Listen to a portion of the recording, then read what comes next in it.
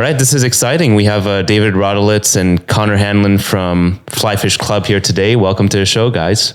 Thanks for having us. I thought we would start with a question that came to mind as I was preparing for this conversation, and that is, how did you guys come up with the idea for Flyfish Club so early in the game with NFTs? Back then, I think it was a year ago, nothing was done of that sort. So can you walk us through how all those moving parts came together? What was the aha moment that started this new venture? Sure. We came out early. Like you said, our partner Gary was already becoming a trailblazer in the Web3 and NFT space. This dated back to last March, over a year ago. And Gary had a good sense of the market, of what he thought this was going to be, and kind of tasked the partners to give it a lot of thought, learn a lot, get educated, and see if there's a use case for the hospitality industry while leveraging NFTs and Web3. To step back a drop, though, our entire hospitality company is based on the idea of leveraging media and technology in all facets of food and beverage. So, this was already something, we didn't know it was going to be NFTs and this was going to be our first application, but there was always a lens of trying to incorporate media or technology. NFTs became, a very relevant topic. Gary felt compelled that it would be important. Myself, Conor, Josh learned as much as we could very quickly, wrote up a lot of different ideas from different experiences to events, to the one we landed on this members club idea that we've all, been a part of our whole lives. We've frequented other ones, generally, enjoyed that type of community, but thought there was probably a better way to go about it, and had that aha moment that, NFTs authenticate ownership. You could change something that's been around forever and convert a typical membership model, which is essentially just renting a social experience, into a asset for the people that bought their memberships. They own it, they could use it, they could sell it, they could do what they wanted to their asset. We kind of had that moment. We leaned into it, started building a dev team, leveraged some of Gary's resources. He was already going about this with VFriends. So we had the fortunate support of a lot of the decisions he already made with VFriends. We secured a company called Nameless, which was our Web3 partner that was best in class at this, and just started building. Didn't look back. Built the financial model, built the usability around it, the size of the space, and really just kind of geeked out on it. Wrote out all the FAQs and spent months developing. And that was, and then we're around the US Open time. Conor and Capon conceptualized a concept for the US Open called Flyfish, which was a casual seafood concept. We were at the US Open having a lot of fun, seeing this brand come to life, really seeing the creative elements, the logo, the branding, interact with people. And we felt that it had legs. Conor, myself, and Josh were also, in the name game for about 3 months, trying to figure out what was the name of Flyfish Club. I think it was longer. We had late night calls. We had, a lot of jam sessions on it. Couldn't figure it out. We're at the US Open. Flyfish came to life and said, let's add the word club to it, iterate on that, change the logo a bit, and make there be an elevated version of that, a sister concept. Fly fishing in general, the name Flyfish came about because of Conor's passions, which Conor could speak to. So it just kind of kept building upon each other. Yeah, it kind of all happened organically. As David mentioned, when we first started VCR, our kind of mission statement was to leverage media and technology within the hospitality space. So we were building out content with Josh. It was just kind of, coming out of the lockdown era of the pandemic. And so we were talking about ghost kitchens, the success thereof. Should we venture into these things? We look at the business model of restaurants, knowing that the EBITDA is always very challenging, as you and I were just talking about offline, Martin, because you're in the restaurant space as well, that staffing has become incredibly challenging. Bottom line margins are challenging. And so we're looking at a way to break the mold and do something different. We were looking at direct consumer products, building content, brand partnerships, all these different ways to leverage technology. And at the same time, Gary was really diving deep into this Web3 space. And so as restaurateurs, what we've always done is really tangible in real life experiences. So we started, identifying different ways to do an NFT project. It started with experiences. As Roddy mentioned, the name game is always challenging, I think. Like, it's even if you have a kid, you argue with your partner, what are you going to name the kid? Like, what are you going to name your restaurant? And nobody can ever really align. And then when you do find a name, likely that good name has been used. It's been trademarked. There's copyright infringements. There's issues. So all this was happening. We were building the NFT kind of project and then the backbone to it, the roadmap to it, what the infrastructure was going to look like. At the same time, we were already doing this pop-up at the US Open, and we were given this space, which was this grandfathered in oyster bar. And again, we wanted to shift the narrative a little bit and do a global seafood bar and do Hawaiian pokés and Peruvian taraditos and ceviches, New England style lobster rolls, Mexican crab tostadas, and do this kind of global seafood bar. I'm a big fly fisherman. We were struggling with a name for that. And Roddy said, let's just call it Flyfish. He loved fly fishing. So we started to build the IP and the brand around it, and we named that Flyfish, which is similar to the logo on your hat right now, minus the club. The color scheme and everything we did for the US Open, we built awnings, T-shirts. On the back of the shirts for our employees, it says "Stay Fly," "Make Waves," all this stuff, and people really gravitated towards it and liked the branding and the IP. And as we were really struggling to come up with a name, I mean, you should hear some of these names. Honestly, in retrospect, some of them were hilarious. Our partner Josh isn't on the call, but at one point he really liked the name Starfish and like funny names. Josh and I as chefs really enjoy cooking seafood. I think that I enjoy cooking everything, but fish I gravitate towards because it's very delicate. You have to cook it all minute. And so Josh felt the same, and we wanted to open a restaurant that was based around seafood. And so as we struggled with the names, we said, you know what? People really love this logo, the branding. They wanted the hats. And Roddy said, let's just put club at the bottom. We already have the logo. We own the IP. And honestly, it took off. It felt natural. And so that's how we landed on the name. Very cool. And I know, so David, this is more specific to you. I know early on, one of your companies that you founded was called Impulse Productions, an event planning business. How are you thinking of implementing events, whether they be private or public, into a project such as Flyfish Club? And how will that change once the restaurant is open?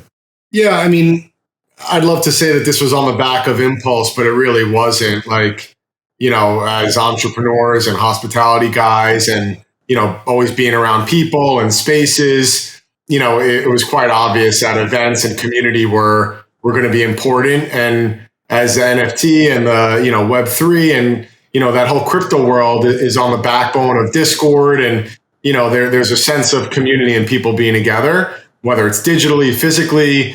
So we just felt very compelled that event programming, essentially every night we're putting on events at our restaurants, right? Like, guests come in, they have a certain expectation. You hope to exceed those expectations.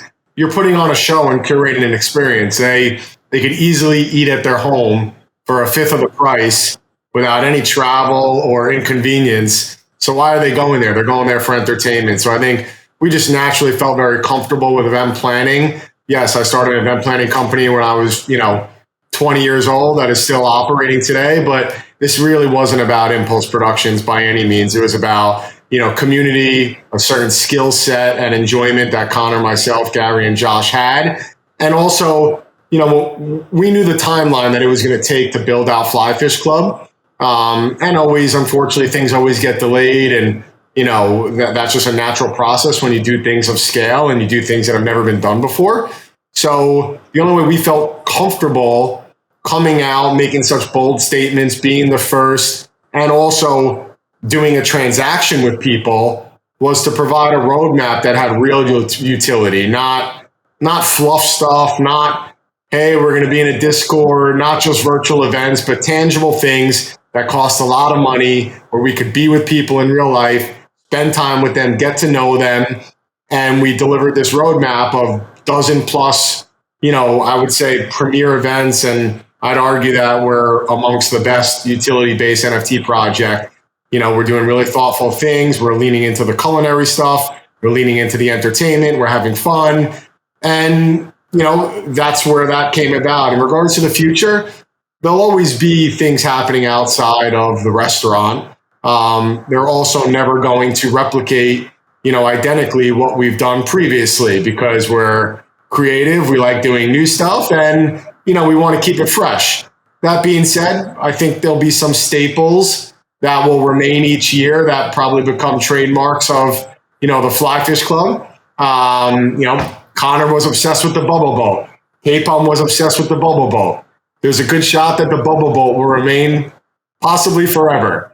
Outside of that, there's going to be, a blend of all new experiences, that continue to make it innovative, fresh, and creative. So in total, you have 3,035 tokens, of which there are 2 tiers, Flyfish and Flyfish Omakase. You've held back more than 1,500 of those tokens. Are these going to be reserved as a buffer to see what type of demand will be present at the opening of the restaurant? I'm going to jump in for a second. I think that it's more nuanced than that. I mean, we really discussed this as it's never been done. We wanted to have some upfront sales. We did have our initial pre-sale whitelist, if you will, of kind of loyal followers and people that followed our careers in the hospitality industry and close friends.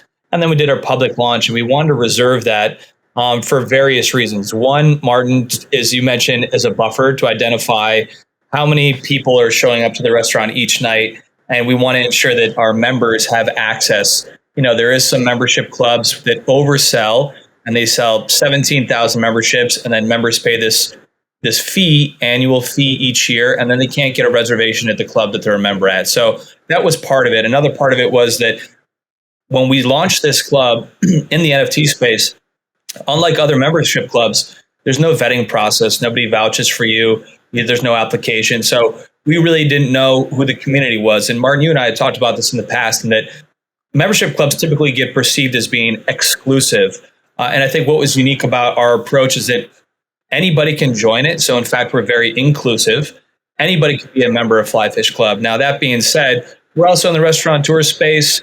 Roddy's been in the nightclub space as well over the years. We've all been in hospitality for a number of years, hotels as well. And so there's a lot of people that we want to make sure have access to the club. We want to reserve a certain number of tokens so that as the club builds and someone says, hey, it's all sold out, I really want to be a member, and we feel that that person is a value add to our club and the rest of our members are going to take value from that, we can then transact with them and make sure that they get a membership and sell them. So it's almost a reserve so that we can make sure that anybody we think who's going to really be positive impact on this club can be a part of it. As you mentioned, we did talk about it, and I like the fact that it wasn't just hospitality itself. It was really a true merge of hospitality and what NFT is adding onto it as to building community. You did such a great job with throwing these events where, I felt like every member that was there, whether it was the one in the Hamptons or the one at VCon, every member that was there, we naturally already gravitated toward each other because we have filtered through all the projects we could be a part of, but this one spoke to us. So there's a certain sense of community that's being built there that I'm very excited to see how that membership plays out. Yeah, I would, just to piggyback on that, I couldn't agree more. Like, our members are spending time with each other outside of the events that we produce. Every time we pop up somewhere, there are satellite events happening that are, not produced by us, but produced by, the community. It's beautiful to see. It's definitely, we hope something like that would happen, but couldn't have expected it to have turned into what it has so far. I mean, when we set out to do a membership club, we thought about what is the real value proposition of a membership club, and that, hopefully people come to build community, build friends, enjoy great food and beverage, and then feel like they're a part of something. And without even having the physical space built out already, just through these in-person events, as Roddy mentioned, we do have all these people getting together. I mean, a few of our members got together in Scotland recently to go play golf, which I just thought was wild. And very cool. So these people are getting together all over. And one of the things that we feel is the founders is that we weren't sure who our members were going to be until we showed up to the first event. So that first event at Bubble Boat, never seen any faces, only like little avatars in the Discord of what people in their names and Discord are like Laserfinger75 and, ETH God and all these things. We don't know who these people are until we see them in real life. And honestly, everybody's been so kind, so passionate about the project, and just really created a great community. And we're really grateful for that. We all know that for most businesses to thrive, it needs repeat customers. So how are you thinking about this when designing the concept in order to ensure that people don't just come once or like, once a year or like once every 2 years, but would be enticed to come back, say like 2, 3, or 4 times a week? A couple of things. First, those held back tokens are only meant for local people. So obviously the more local you are, the more likely that you are to come there often than to travel into town for it. Second, and most important, is just pure execution. We do a good job and we provide fun, enjoyable, thoughtful experience. People are going to want to come back. We build our businesses based on repeat customers. Trying to get new trial and new customers every week is very challenging. Trying to get people to come back and be repeats is more valuable. So, my entire career was based off touching tables and trying to take somebody's experience from an 8 to a 10, making them feel appreciated, saying thank you, giving them that extra, thing outside of service, which is essentially the definition of hospitality, going above and beyond, not doing the normal steps of service. Like, of course, the steps of service are important, but show people that you're human. Show them that you're grateful for them being there. Acknowledge their anniversary. Give them a special treat. Call them an Uber. Do little wow moments that for me were always important. I know Conor and Josh, similarly, like their entire careers were also, based on that. Josh would literally just walk over to every single guest in the restaurant. His restaurants were based on regulars that were there 4 to 5 days a week. It's a better business model. It's more fun. It feels less transactional. And you get to build relationships with people. And I also think that the nice thing about being a members club is that hopefully the hostess, the bartender, the server, they know you by name. They know your favorite cocktail. Hopefully it becomes a home away from home that you want to come to on multiple times a week. And I also think that from an operator's perspective, when we set out to design the space, when I go out to dine, I think about the experiences that I like. Sometimes I want to go to a restaurant that's very convivial, that I feel comfortable in, that I want to go to 2, 3 times a week. Sometimes I want to go have a really opulent special experience. And sometimes I want to be in a really small, intimate omakase space. So when we design the big bar with more casual bites versus the dining room for members in this more opulent space with more steps of service, and then the omakase room, we're trying to really cover the bases of all the different experiences that you look for when you go out to dine. And so that hopefully as a member, you can say, I'm in the mood to be a little bit more relaxed tonight and just hang out in the bar with some other members and have some casual bites, or I'm going to go have omakase in the back, or I'm going to be in the main dining room and have a different experience. And hopefully we can cast a broad enough net for all those different experiences where people just feel comfortable and always want to come. That's very cool. And that's a great point that I think like a lot of interior designers when making, designing restaurants or bars are not thinking about enough is that, I kind of want to go into a restaurant and have a different experience every time. Doesn't mean the food is changing, but depending on where I'm sitting, it could be a completely different experience. So it never feels like it's too repetitive. Yeah, completely. The NFT that you guys have launched, Flyfish Club, it's a token that is utility based. Basically, it's a membership that you can own as an actual asset that people can own, trade, and even lease. Can you go into more details of how that leasing system will work? The original inspiration of it was to just get, the club is based on people being there, as we've discussed. The leasing program was the idea that if people are out of town, or they're traveling over the months of the summer, or they spend it at another house, or whatever it may be, we're still focused on, hey, we need people to have butts in seats right now. So the leasing mechanism was a way that, a token just didn't go useless for a month and allowed you to kind of transfer your permission of the token and your use of it to somebody else, while also giving discovery and enjoyment and a little dabble, a little taste of Flyfish Club to somebody that might be, on the fence about it, or might be moving into New York and wanted to try it. So it kind of hit both sides of it. It's turned into this, passive income, and everybody's talking about how we're going to monetize and this and that. And that's not the inspiration. It wasn't the intent. Is it a potentially a ancillary benefit of it? Sure. But that's not how it was conceptualized. It was all conceptualized around utility and just making sure that, where we're getting people to enjoy the club and getting new people to try the club. Ironically, we didn't really think about it from the consumer's perspective that they would analyze this as a passive income asset, right? Mm-hmm. We thought about it as operators that own and run restaurants.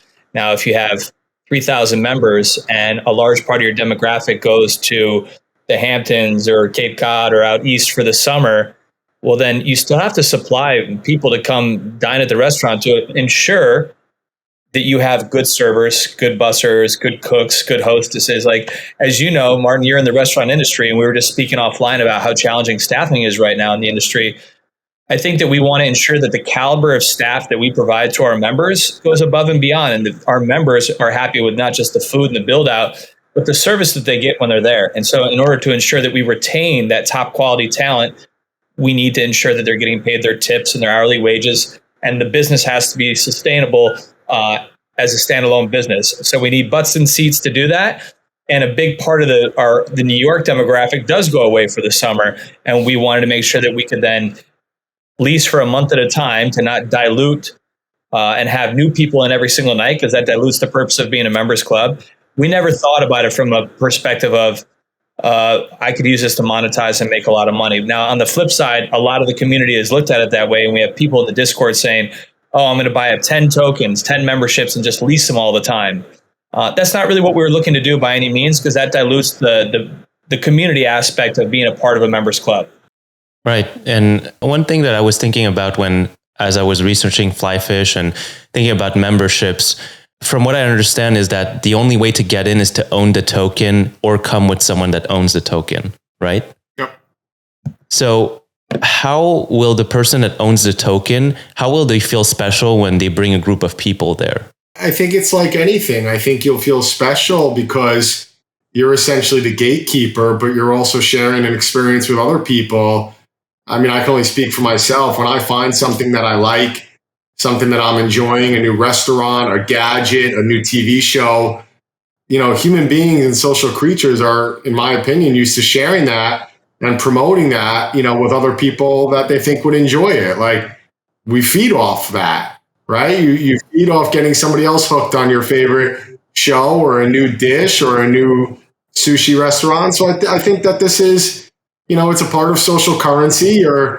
You're kind of sharing and flexing what you like and who you are and what you have access to, while also inviting them into your, new home or your new club. And, so I think people are going to take pride in it and appreciate that they're the ones that are the gatekeepers of the reservation. And I think everything is also about being recognized and feeling special and important. And, we had somebody ask in one of our wine classes the other day with Gary, what makes a member feel special? And I think about when you go to a restaurant and the chef comes to your table and drops something extra, or the GM touches your table.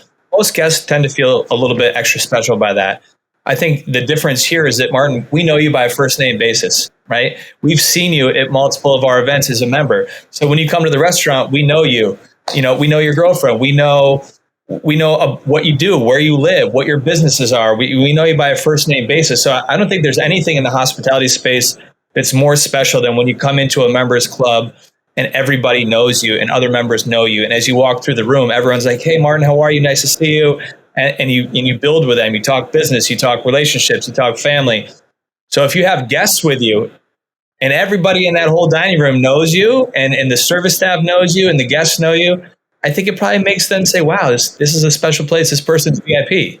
No, for sure. And like you were saying, like just the custom approach of knowing what someone's favorite drink is, where they like to sit, what kind of allergies they have, when's their birthday, like all these little touches, they add up so much to the experience. Mm-hmm. And I had a follow-up question with this. Like you brought up before, like the staffing, having good staff is part of that whole experience, having good cooks, having good bartenders, having good GMs, having good managers. Being veterans in the hospitality industry, what have you found is the best way to find and keep good people in your team? Mine is simple. Just treat people well. Take care of your team.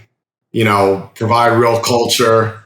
Don't just check the box on culture, which are, providing a good wage and giving them health benefits. And all those things are super important. but that's like a base requirement. Most of the people that worked for me throughout my career worked for me for 5, 7, 10 years. When I heard a manager, was away from his family during Thanksgiving, because a lot of our teams have to work on the holidays that other people are enjoying, I'd invite those managers over for dinner on Thanksgiving. I think it's about being kind and taking care of people. If you really do that and look after one another and really care about your team, who is on the front lines taking care of your guests, I think it goes a long way. They want to be there. They want to promote your brand, your concept. They want to do the best job that they can. So I think culture just has to be really true. I agree with that. I think I've had great success in just generally getting to know all my employees over the years. If people work for you, regardless of the level that they work at, whether they're, a director of operations or a dishwasher, I think getting to know them in their personal life and not intermingling that in any sense, but like if somebody's, mom is sick or their wife or whatever it may be, and you know that, you acknowledge that, you touch base with your team, you care about them, you're empathetic towards their needs and their lifestyle. Maybe everyone's in a different position in life. And so I think that just really actually getting to know your people and caring about them and letting know that you know them.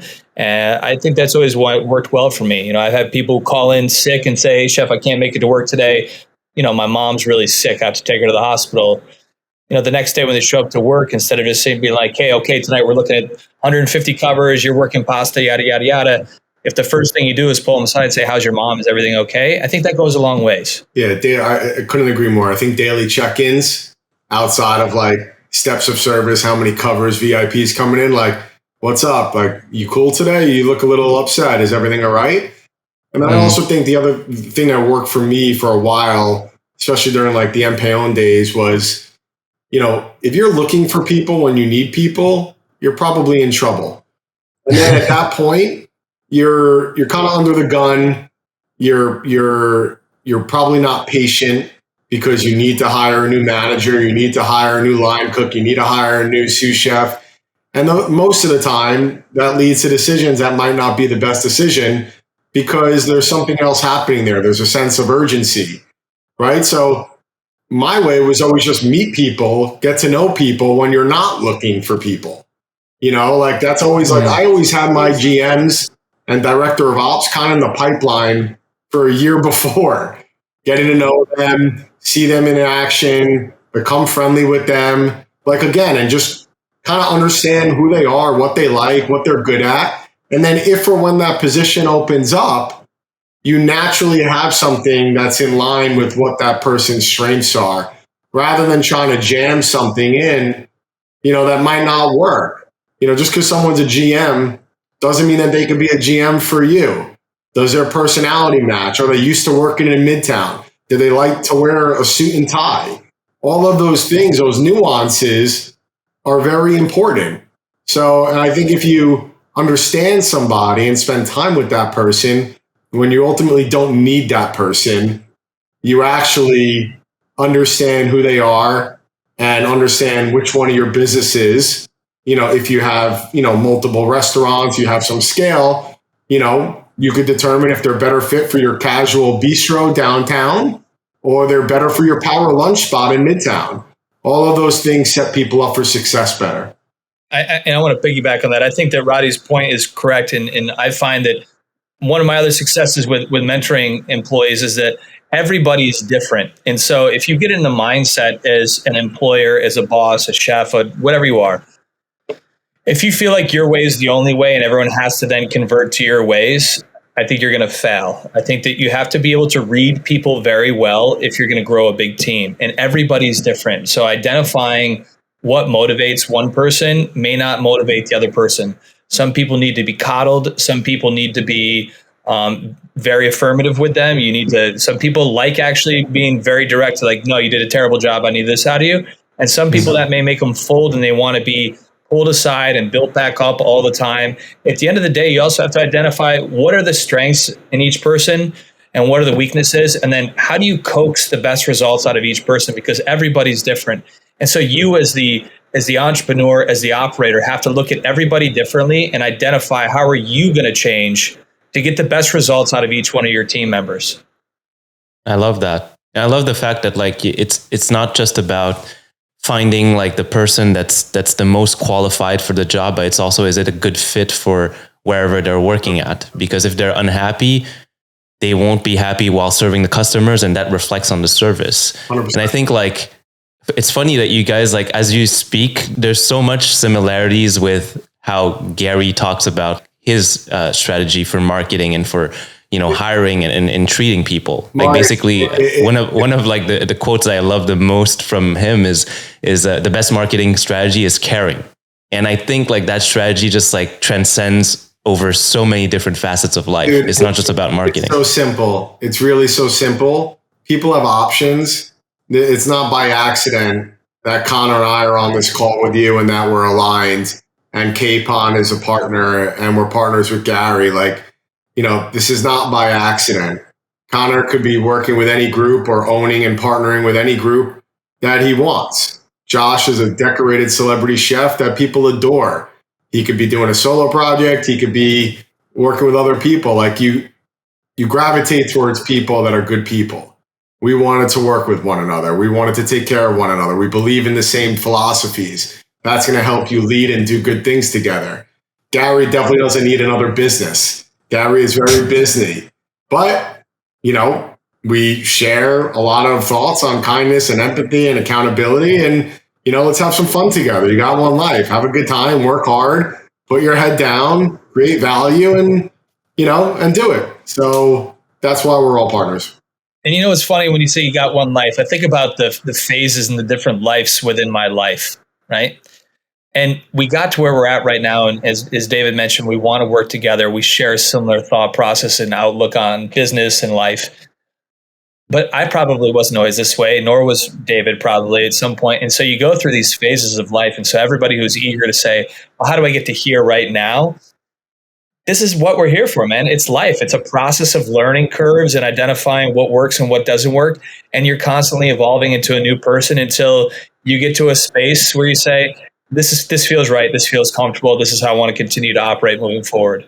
Inspiring stuff. As we move forward with Flyfish Club, what's on the radar? What are the events coming up that people should be on the lookout for? I mean, we just released our last, outside of the last Flyfish Omakase event at Ito, which we're still waiting to release the final date for 2022, and the last virtual wine tasting with Gary. The last real large-scale physical event is the one we released the other day at Tao. You know, we're doing our final bash at Tao nightclub downtown. We got a lot of good surprises in store for that one. As we said earlier, we're developing all of the ideas for 2023 now. Not many that we could share yet. You know, so it's still a little early before we're going to release it. But follow our social, follow Discord, and, you know, you'll get a good glimpse of it. But I promise that they'll be fun. They'll be educational. There'll be great food. There'll be a lot of smiles. We're gonna do what we do. Amazing. Looking forward to it. Any of our members listening, the next wine class with Gary V, we're going to rebrand it as just hanging out with Gary V, because a lot of people came out to us and said, I don't drink wine, so I'd love to be on the class. You don't have to drink wine. Just come hang out and chop it up with us. Talk. It's fun. All right. I'll be there. Well, guys, this has been so much fun. Thank you for taking the time to do this today, and a really enlightened discussion. Like, as I'm listening to you guys, like, I'm getting inspired, and I feel like there's so much more that we have to build in this space. And with hospitality moving forward, human connection has been more and more important, especially during the pandemic. We've realized how much it's important to talk to other people and to meet up. And you guys are doing great at being at the forefront of this movement in the NFT space. It's been a pleasure being here today. And I think just on that point, you know, it is very important. It's important to say yes to people and try to help them out with their journey as well. Like, sure, we're busy, but, you know, we met you at our Hamptons event. You were awesome. You're a member. You're a great guy. You're kind. You're in the industry, and you're trying to bring awareness and, you know, do your thing. And if everybody just stays in their lane and is super transactional, it's sterile and it's not kind. And, you know, there's a better way. So thank you for having us. Hopefully this provides value to your community. We enjoyed it today. And looking forward to spending more time with you on the Flyfish front. And we'll see you soon. Thanks, guys. Thanks, Martin. It was a pleasure as always. Take care, Martin.